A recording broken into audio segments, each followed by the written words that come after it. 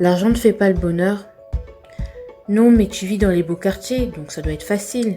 Arrête de te plaindre, tu as beaucoup de chance. Nous n'avons pas eu cette même chance. Tu n'es même pas reconnaissante. Ah. Je t'ai tout donné, pourquoi tu n'y arrives pas? S'il te plaît, ne nous fais pas honte. Il faut se battre. Pense aux autres albinos qui n'ont pas ta chance. Comme vous le savez, je m'appelle Iman, j'ai 19 ans, enfin maintenant 20. J'ai toujours été dans une enfance choyée, j'ai toujours eu des parents géniaux, j'ai toujours eu de l'argent. Nos parents ont toujours eu de l'argent. On est des Africains et on a toujours eu tout ce qu'il fallait. Donc si bien que chaque centime qui est mis dans notre éducation doit être rendu par la réussite, par le travail. Et en fait, ma réussite, c'est pas la mienne, c'est finalement la réussite de tous mes parents, de toute ma famille, de tous les albinos qui n'ont pas eu cette chance. Je suis comme une sorte d'espoir, c'est ce que ma mère me répétait tout le temps. Iman, tu es une survivante. Mais au fait, est-ce que je suis Jésus? Non mais regardez-moi bien de haut en bas, est-ce que je suis Jésus? Est-ce que je vous ai dit que j'étais venue sur terre pour vous donner de l'espoir à qui que ce soit, ou bien pour nettoyer vos vilains péchés? Est-ce que j'ai dit que j'étais Jésus? Vous savez où Jésus il a fini? Sur la croix, à 33 ans. Mais quelle misère! Je suis désolée, moi c'est pas mon destin. Donc en attendant, je préfère, je répète, je préfère qu'on me blâme de mon vivant tout en vivant ma vie, plutôt qu'on chante mes louanges après ma mort, après avoir vécu une vie que je n'ai finalement pas vécue. Ah, je suis désolée, mais les choix sont faits, hein. Vous m'excuserez pour le bruit, mais il y a des enfants en fait. Ça va beaucoup piailler, brailler. Mais bon, il faut bien que les petits d'hommes puissent s'amuser, hein. Et c'est l'été et puis c'est les vacances, donc voilà, vous allez m'excuser. Merci. Et c'est ça le problème. Plus l'on a, plus l'on reçoit et moins on a notre mot à dire. On perd le droit de se plaindre, on perd le droit de perdre, on perd le droit d'hésiter, on perd le droit de se tromper, on perd le droit d'être triste lors de difficultés et surtout on perd le droit d'être nous. Donc voilà quoi. Et le pire c'est que lorsque tu essayes d'en parler, directement on va te dire « Oh, ce sont des problèmes de riches », te créer des faux problèmes. Oh, tu dis des conneries, ou encore, qu'est-ce qu'on va te dire encore? Il y a pire ailleurs, donc ne te plains pas. Je fais, mais excusez-moi, mesdames et messieurs, mais il y a toujours pire ailleurs, c'est vrai, mais c'est pas parce que toi, tu vas te restreindre que ça ira mieux ailleurs. Tu vois ce que je veux dire? Et comme disait Femme Eben, il n'y a pas besoin d'un certificat de pauvreté pour pouvoir se plaindre. Et c'est voilà, c'est ça le mot finalement. Lorsque tu as des privilèges, tu n'as plus le droit de te plaindre. Tu es comme illégitime à la plainte. Et ça, c'est n'importe quoi. Donc en mode, tout doit être facile et tout doit l'être. Et ça, c'est complètement faux. C'est faux. C'est pas parce que tu as des privilèges que tout est facile et que tout l'est. Forcément. Hein, tu connais aussi les difficultés comme les autres. Tu vois ce que je veux dire? Et le pire, c'est que les gens bêtes jugent, te condamnent, c'est-à-dire te jugent. Et en fait, ça n'arrange pas les choses. Donc moi, personnellement, pour parler de moi, avec tout ce bagage, avec tout ces privilèges-là, je n'ai jamais pris vraiment le temps, et c'est de ma responsabilité, hein, de prendre vraiment, d'aller à la rencontre de la personne que j'étais.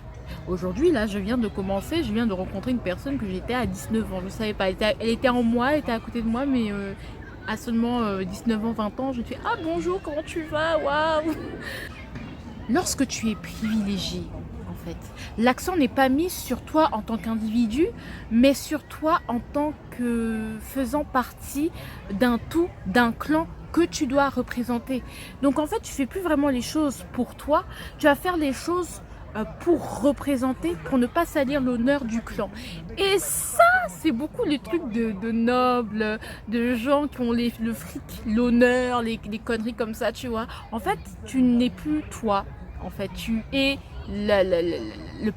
l'étendard de la famille, du clan. Donc tout ce que tu fais, tout ce que tu vas faire, ça va pas être je dois me développer moi, mais oh, il faut que je réussisse parce que il faut que j'honore ma famille. Sauf que tu réussis pour toi, et la réussite vue par ta famille n'est pas forcément de la réussite qui sera bonne pour toi. Je sais pas si vous comprenez mon délire, mais j'espère que vous le comprenez parce que voilà, hein.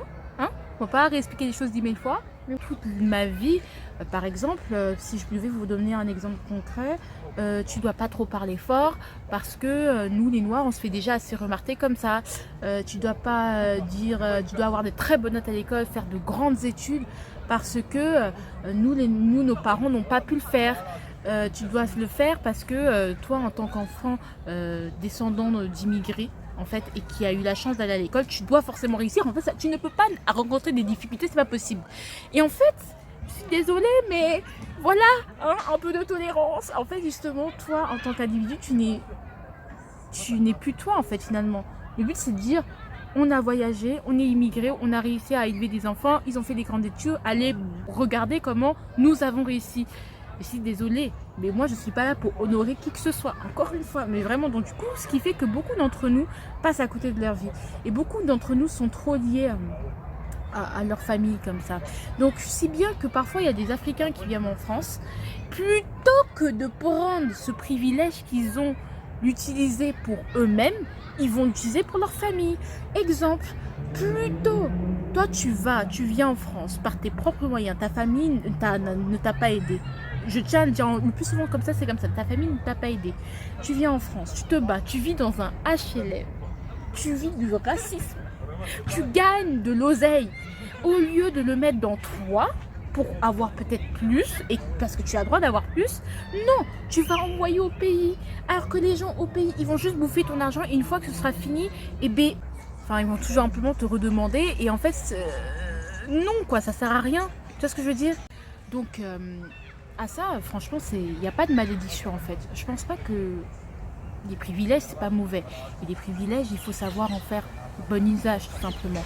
Il faut savoir les utiliser à bon escient, mais pas les utiliser pour les autres ou parce qu'il faut honorer. Parce que il faut pas se dire j'ai des privilèges, donc du coup il faut que je les honore en ayant une image qu'on attend de moi, une bonne image qu'on attend de moi, mais utiliser ces privilèges par exemple pour se développer soi, comme nous on pense qu'il faudrait se développer. Et parfois, comme nous on doit se développer, c'est pas forcément comme nos parents nous ont appris à nous développer. Je sais pas si vous comprenez le micmac, mais c'est un peu ça le délire. Et le truc c'est que par exemple, moi, j'ai toujours appris qu'il fallait aller à l'école, faire de grandes études.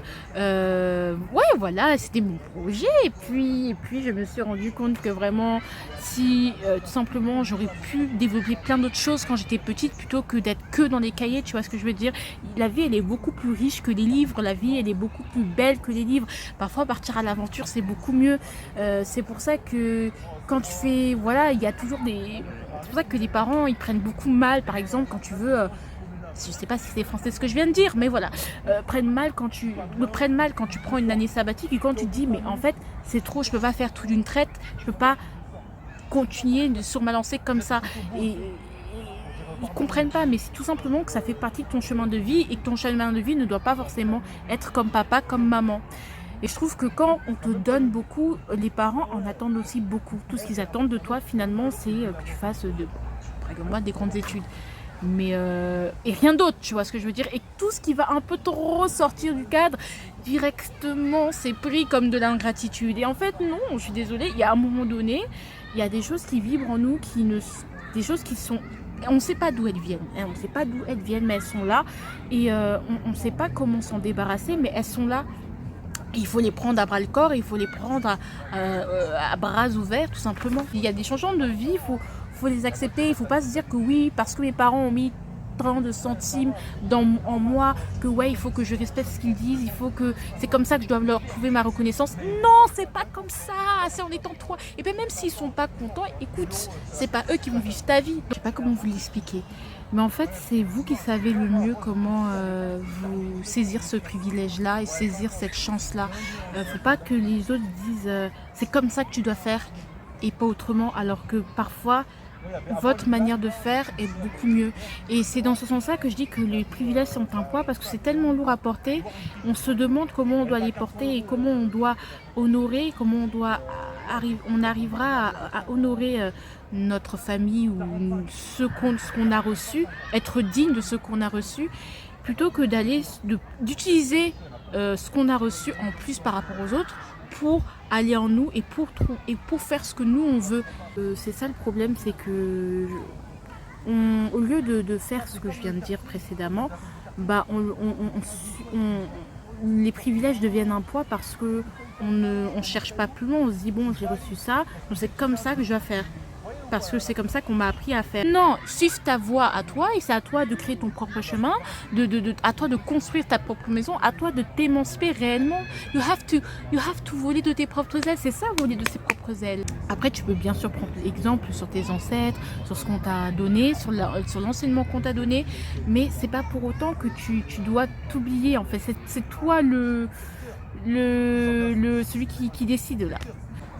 Donc, résumé, profitez de ce privilège pour prendre soin de vous, pour vous développer vous, pas vos enfants, pas votre mari, pas votre famille, on s'en fout là, ça ce sont des gens, on ne sait pas qui ils sont, c'est pour vous d'abord et après on verra.